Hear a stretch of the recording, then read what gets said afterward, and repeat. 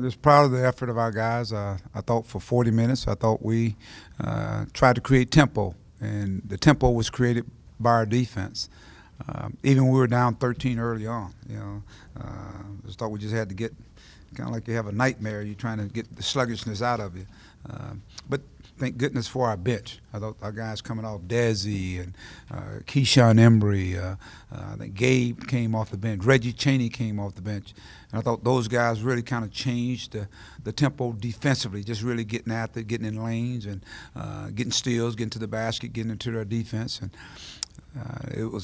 to me, I thought that was critical, getting back in the game. Of course, Missouri came out, and I thought some of the nervous turnovers we had, we saw those, and that's why they were able to score. And of course, Dan, they're not going to let Dan do anything. They're just playing off of those guys the guys that are playing that power position. And so we were able to put some guards out there and kind of spread the floor. I thought that was a little different, gave us a little bit better flow. Second half, we shot the ball a little bit better, got really into a nice rhythm. And what can I say, going down the stretch. We talk about a game of runs. You don't know when it's going to come, but it came right there, I think with 4:27 to go. It's a one-point game, and our defense kicked in, our offense kicked in, and you could just see our guys were really they were engaged and played with that intensity that I've been looking for. So, again, Missouri, Smith, he kept them in it. He kept making shots after shots. But our guys, I got to give them credit. They had some adversity, but they hung in there, and it was a good team win.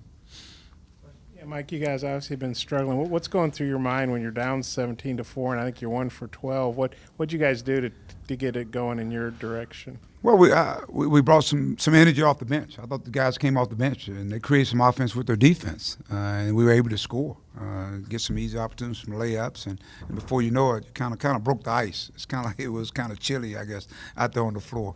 But eventually we broke the ice with our defense, and then I thought we got into a much better rhythm, and we actually start force feeding the ball in there to Dan, and you saw him go up and score some baskets with 2 and 3 people around.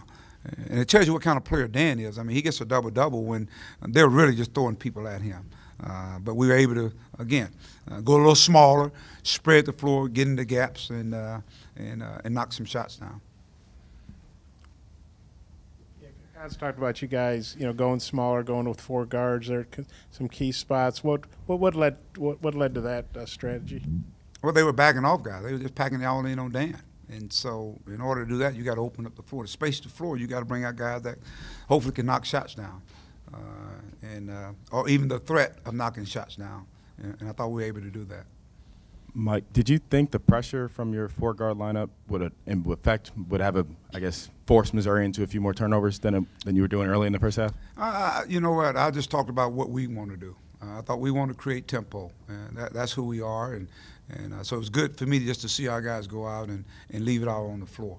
I thought we made the adjustments. They attacked us at times, but I thought the constant pressure, and they made some plays. They made some shots. They got some easy opportunities. But sometimes, over a course of a game, we just tried to make them uncomfortable. I thought that was the biggest difference. And then our guys kept the pressure. I thought we kept the pressure, touching balls and coming up with them and getting on the other end and making buckets with it and getting back in our defense. So it was just a constant. I thought it was a constant of disruption. Could you talk a little bit about how, Geist was playing pretty well, but you guys were able to stop him from really hurting you guys tonight? He was a key. I thought he's the head of their basketball team. I thought we wanted to make him work, and he got in that lane and kicked it back to Smith a couple of times. That's what he does. But we wanted to make sure we stay with those guys who can really shoot the basketball. And I thought our guys did a good job. Again, it was more than one guy guarding him. I think that was the biggest difference. Isaiah's such a nice, polite, quiet kid. Yeah, Can you talk about, though, how he just has a killer instinct late in the game at times? I think he's starting to I think I said it, here probably about the last 3 games. Now he started playing with that spirit. To me, that Razorback spirit, that the spirit that you talked about, with the mindset of being aggressive, being more assertive. We're seeing him go off the dribble a lot more now, and not just settling. So it's good to see him, even defensively. You can see him engaged, touching balls, and so he's learning. I mean, just like our team. I mean, it's amazing. You watch the first half, and then you see the second half. You wonder sometimes, is it the same guys out there? We had 9 turnovers at halftime. I think we ended up with 14 for the game. So that means we have 5 turnovers in the second half and playing at that pace. See, that's to me is the mark of our team is we value the basketball. We want to create turnovers, but we value the basketball. So it's still a learning process, I'm sure, for him. But it was good to see him step up in big moments. But I thought tempo had a lot to do with that, Dudley. The tempo had a lot to do with that. How big a surprise to get Tillman the foul out and Gafford not even get charged with the foul? I thought Dan played smart. I thought he did a good job on the ball screens, getting up there and getting back, and just real active. And Dan played a lot of minutes. He was spent out there at times. So that's kudos to him. But at the same time, one of the things we talked about is putting bodies on people, and I'm sure he got a couple pushing. Then I think he got a couple of where he come up and screen. So we wanted to attack. We wanted to attack inside. It's been over 3 weeks since you won. I mean, how good is it to win? How good is it for the kids to win? I mean, it's good. It's good for the psyche. I think it is. I think it's good. I think our guys know they're a good basketball team. I mean, we've come up short. We hadn't put together the 40 minutes that we talked about, and but I thought we were closer tonight. But it was triggered because of our defense. I can't say it enough. I thought our defense, the push of the basketball, whether it be on makes, miss, I mean, we did those things. And even when we made mistakes, you know what? We just played through it. I thought they had fun tonight. And Jalen, that was probably his best game maybe since A&M. No turnovers, 6 assists, 10. What'd you think of his game? About more than anything else, I thought he was in control out there. I thought he was in control. And that's what's got to take place. You got to have some head out there. When it's going erratic, you got to have somebody to settle him down on offense and defense. And I thought he grew up a little bit tonight. Yeah, Mike, what is it about Reggie playing so well coming off the bench as opposed to the couple of times you've put him in the lineup? Is he just more comfortable, I guess, in that role? I guess he's a freshman. He's figuring it out. I think I'm finally figuring it out. Reggie played really big. I mean, he continues to get better and better and better. The great pass to Dan, I mean, he had to be a perfect pass. And that was a big play, the high-low where I think we went up 1 or something like that there. That was a big, big play. And then he comes up, he deflects passes, and we come up with them.